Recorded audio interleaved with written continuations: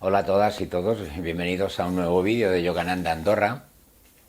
Hoy vamos a hablar sobre la ética y la actitud individual en el yoga.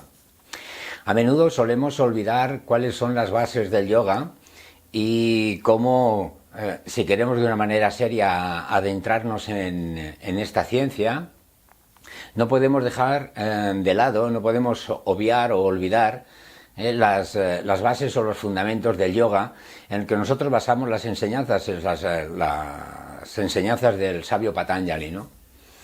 Y Patanjali, cuando escribe o redacta los Yoga Sutras, que es de lo que vamos a hablar hoy, tiene la idea de marcar un camino, un sendero, para que el aspirante al despertar o a la realización o al pleno conocimiento de uno mismo tenga una guía, tenga un camino bien marcado para que no se desvíe y no se distraiga, ¿no?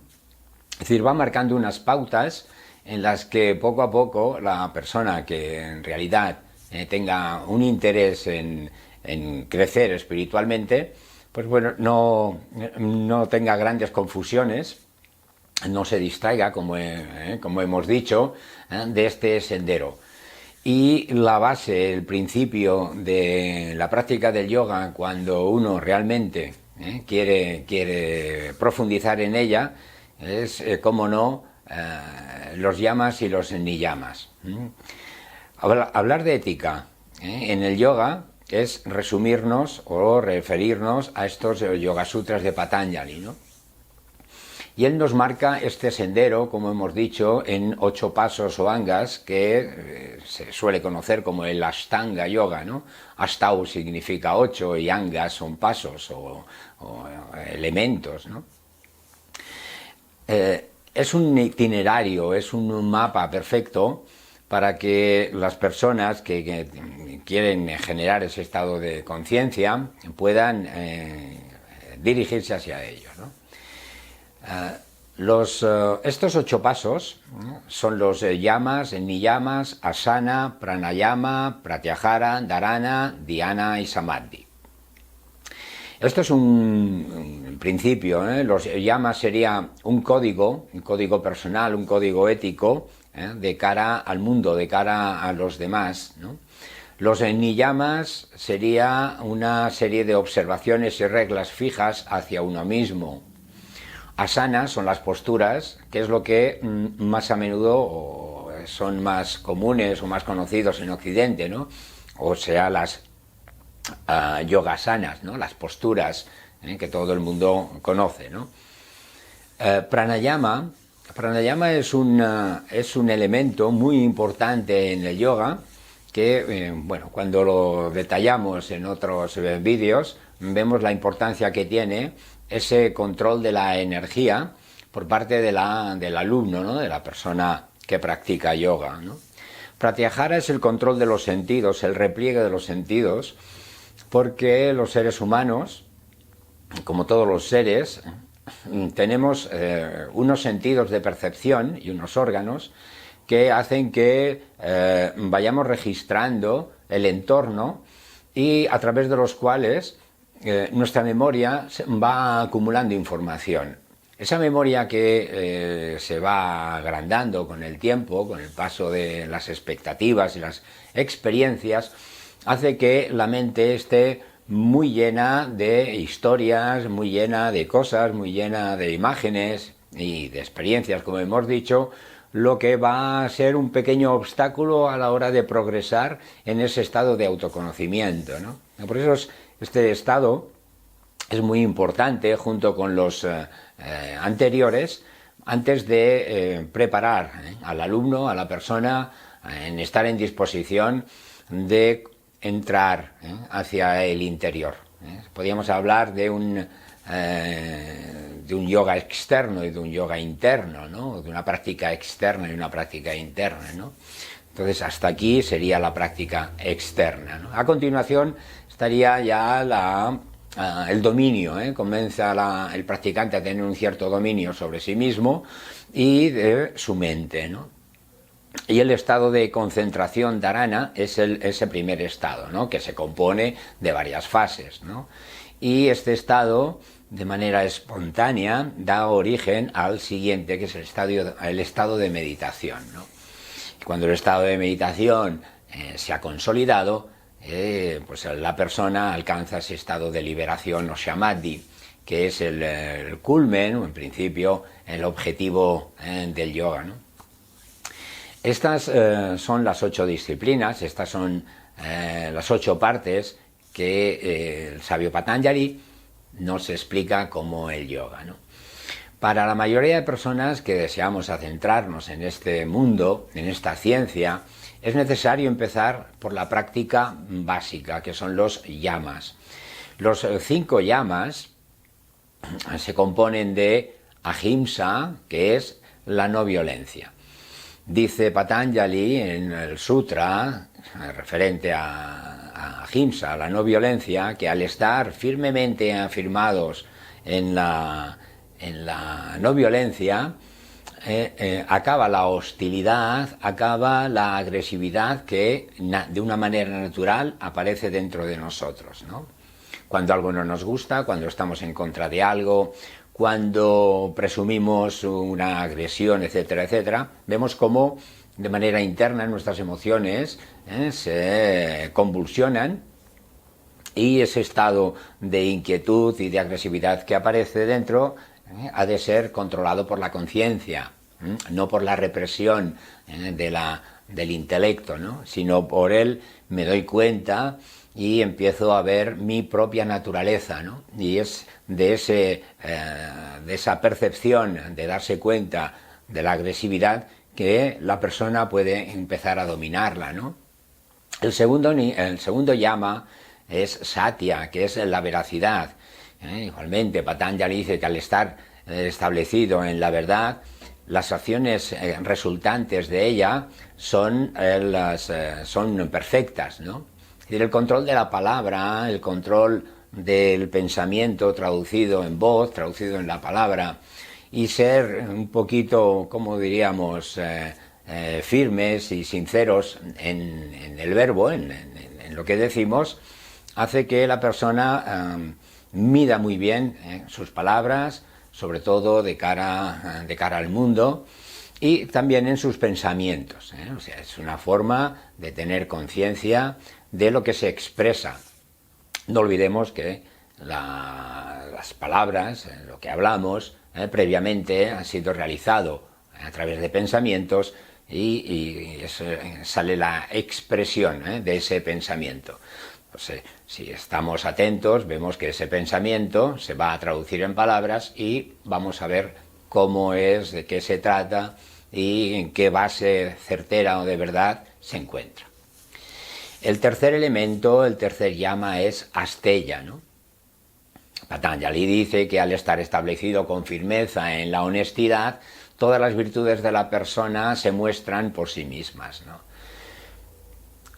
Ser honesto con uno mismo es una disciplina dura, pero al mismo tiempo muy gratificante.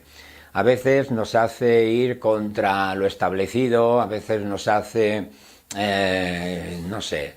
mostrarnos un poco, ariscos, por no mantener las buenas costumbres, las buenas formas. Y ser honesto con uno mismo es ser honesto con el mundo, ¿no? Entonces esto requiere pues también mucha sutilidad y concentración en lo que se está manifestando, ¿no? Tanto interiormente como mentalmente, ¿no? O como exteriormente, ¿no?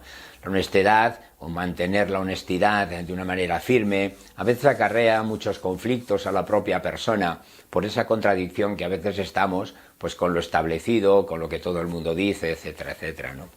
Las personas que son honestas ven algunas veces como las que no lo son tienen éxito en la vida, ¿no? Y entonces es fácil dejarse llevar por si las personas deshonestas tienen éxito en la vida, ser honesto no vale la pena, ¿no? Y esto genera una serie de conflictos y de obstáculos en la progresión del yoga. Por eso hemos de ser cautos a la hora de trabajarnos esto.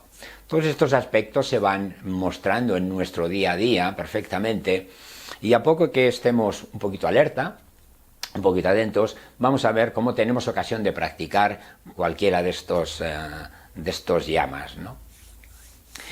Brahmacharya es el cuarto yama y hace referencia a las pasiones, a la sensualidad de las cosas, cómo nos dejamos llevar por los placeres en la vida, cómo estos placeres, pues bueno, nos van a agitar la mente, va a hacer que nuestra mente esté ocupada en ello y que nos decantemos hacia un lado de la balanza.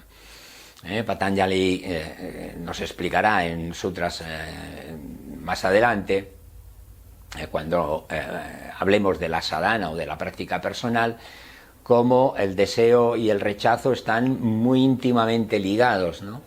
Entonces, cuando nos dejamos llevar por esta sensualidad y perder de las cosas, ¿no?, esta atracción que tienen las cosas o las personas, ¿no?, y nos dejamos llevar por ello, esto va a ser causa de conflicto, porque va a haber detrás una cierta frustración si no se realizan o si estos objetos y esto que vamos adquiriendo no satisface plenamente nuestras expectativas anteriores, ¿no? Por eso, al estar establecido firmemente en Brahmacharya, dice Patanjali, se adquiere la voluntad y el coraje indomable. Es decir, es una disciplina interior en no dejarse llevar por estos deseos que en un trasfondo pueden derivar en frustración, ¿no? Aparigraha es el quinto elemento. Significa no codicia.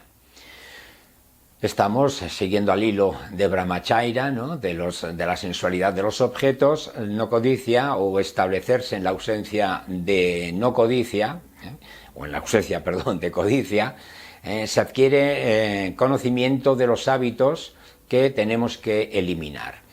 Es decir, aparigraha es una de las virtudes más importantes y significa abandonar la tendencia a acumular objetos de placer. Las tendencias de los deseos se tienen que erradicar para liberarse de los apegos, así como de los condicionamientos y hábitos mentales.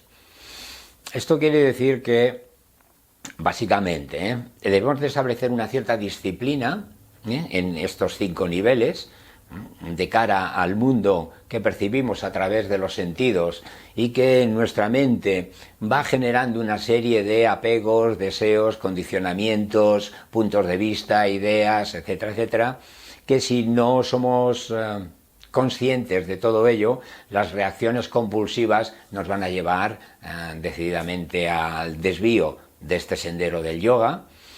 Podemos practicar muchas asanas, podemos practicar muchos ejercicios de respiración, pero si esta base no está consolidada, si no estamos establecidos en estos 5 niyamas y los tenemos muy claramente definidos a la hora de funcionar en el mundo, va a ser muy difícil progresar. Nos quedaremos atascados en alguno de los pasos siguientes, ¿no? Bien, hasta aquí los 5 yamas, y a continuación están, digamos, las reglas fijas, ¿no? Esto sería el código ético y la actitud que debemos tener en el yoga de cara al mundo, de cara a las personas, y después está el código personal o las observaciones o reglas fijas de cara a la propia persona, al propio practicante, ¿no? Y estos 5 niyamas son Saukat, que es limpieza y es higiene del cuerpo y de la mente. A partir de esta limpieza aparece la indiferencia hacia el cuerpo. Vemos que muchas personas, sobre todo en nuestra época, pues bueno, somos muy dadas a tener una buena apariencia, a cultivar muy bien el cuerpo, que se vea bien, y el atractivo, bueno, hace que vivamos un poco de cara a la superficialidad, ¿no? La superficie es lo que se ve, ¿no? Y esto puede llevar a agitar mucho la mente por mantenerla ocupada en ese formato externo, cuando sabemos perfectamente que el paso de los tiempos, el paso de la vida, va a hacer que este cuerpo se vaya degradando, ¿no? Entonces, resistirse a esa realidad va a hacer que la persona sufra intensamente, intentando constantemente mantener, pues bueno, esa apariencia externa, ¿no? Entonces, Sauka nos va a enseñar un poco el desapego a este cuerpo que algún día abandonaremos, ¿no? Y eso también es una gran disciplina porque no quita a que lo mantengamos saludable, muy sano durante todo este periodo de la vida o de la existencia humana, ¿no? Porque a través de esa pureza, tanto física como mental, uno adquiere alegría, uno se siente muy bien consigo mismo y aumenta los estados de concentración, el control de los sentidos y una visión más clara del propio ser. Por eso este es uno de los niyamas más importantes. Por eso Patanjali lo pone el primero, ¿no? Del que derivarán los otros 4, ¿no? El segundo elemento de los niyamas de este código o estas observaciones o reglas fijas es santosha, el contentamiento. Dice Patanjali que de la práctica de la satisfacción o contentamiento o contentación emana una felicidad incomparable. Vemos cómo en nuestras vidas muchas veces nos encontramos insatisfechos con cosas que nos pasan, cosas que hacemos, cosas que pensamos. Es decir, a veces no se realizan todos nuestros deseos y esa sensación de insatisfacción que se genera dentro va a ser causa también de mucho conflicto y que nos va a desviar del camino del yoga, del camino del auténtico ser que está dentro de nosotros y que a causa del descontento va a perturbarnos en estos pasos, en estos caminos, ¿no? Quien no está satisfecho consigo mismo o con cualquier cosa en la vida, es imposible que realice la conciencia superior. La conciencia superior es algo que está, como hemos dicho, en la propia persona, digamos que es su máximo potencial. Entonces esta insatisfacción, que es uno de los grandes velos de la ignorancia, nos va a impedir, por producir un estado de enfermedad, y nos va a impedir realizar la sadhana, la práctica yógica, nuestro propósito, ¿no? Para alcanzar el estado de meditación necesitamos que la conciencia esté libre de errores mentales, de velos complejos, y esto, o por ello, hemos de practicar santosha, el contentamiento. El tercer niyama es tapas. Tapas quiere decir austeridades y en un sentido más profundo significa quemar impurezas. Quemar impurezas en todos los niveles. Bueno, esto sería realmente disciplina, ¿no? Y Patanjali dice que al practicar austeridades se destruyen las impurezas, surge la perfección del cuerpo y de los órganos y también de los sentidos. Es decir, es un trabajo interior en todos los niveles, no solamente físico, sino también mental, ¿no? Y energético, ¿no? Y Patanjali, justamente, recomienda que el cuerpo y los órganos de los sentidos estén perfectamente y estén saludables para la meditación. Cuando el sistema nervioso está agitado, va a ser muy difícil la concentración, va a ser bastante complicado el alcanzar un estado de meditación, un estado de claridad. Hablamos de meditación, no es estar colgados ahí en una nube, sino abrir cada vez más la conciencia, esa visión del propio ser que tenemos para ver en realidad qué es lo auténtico y descartar lo falso, ¿no? Y de esa manera vivir en auténtica armonía, en perfecta complicidad con nuestro ser interior. La perfección o el perfeccionamiento de tapas va a hacer que se robustezca pues nuestra voluntad, nuestra personalidad, nuestro carácter, de una manera que podamos contemplar al mundo como un todo, ¿no? Como formando parte de este universo en el que nos encontramos, ¿no? Y esto da paso al siguiente niyama, que es Svadhyaya. Svadhyaya significa el autoestudio o el estudio de los sabios, de los textos antiguos. En fin, es un cierto, ¿cómo diríamos?, observación, comprobación, estudio, mirar hacia adentro, hacia afuera, y para que lleguemos a un estado de inteligencia más refinada gracias a ese justamente autoestudio, ¿no? Dice Patanjali que a través del autoestudio, de la observación del sí mismo, se produce la unión con la divinidad escogida. La divinidad escogida, para las personas que son devotas, pues significa esa unión, ¿no? Podríamos ver, por ejemplo, ejemplos como Santa Teresa o algunos otros santos que, teniendo como referencia a Jesús, ¿no?, pues llegaron a alcanzar ese estado de éxtasis, ¿no? Quiere decir Swadhyaya que gracias al conocimiento de uno mismo podemos llegar al conocimiento de este ser superior que ha creado este universo.